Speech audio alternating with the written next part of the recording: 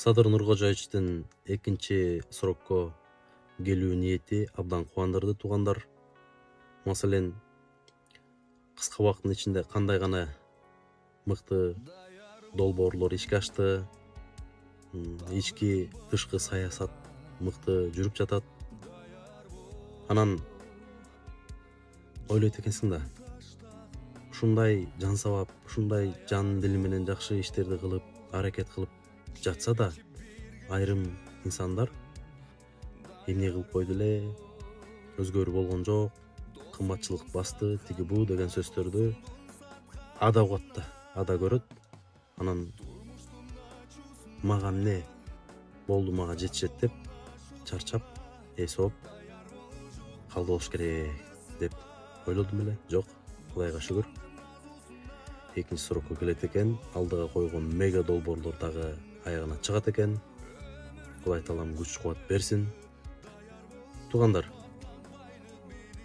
биз ойлойт экенбиз, Мерседеске чуп алып, картедж менен ары зуулдап, бери зуулдап, же болбосо суперджет менен дүйнөнүн аркы бурчуна учуп, берки бурчуна учуп, же жаңы алынган вертолеттор менен областтан областка учуп жүрсө, ой жыргал, жашоосу жыргал деп.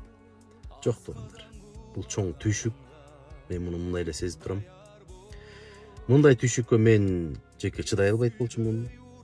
Мен мойнума алам. Акылым да жетпейт бул нерсеге. Садыр Нуркожоевичка ийгилик, күч кубат каалайм. Аллахтын жардамы болгон жерде сөзсүз түрдө ушундай иштер бүтөт.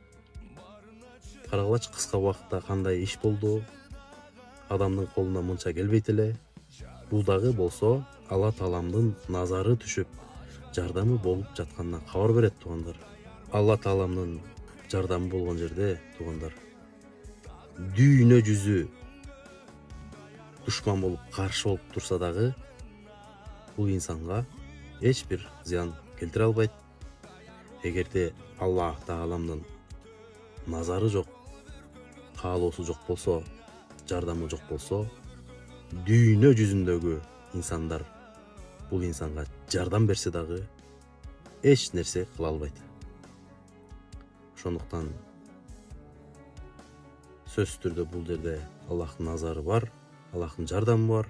Мындан кийинки иштерине дагы ийгилик каалайбыз. Күч кубат жана эргүү.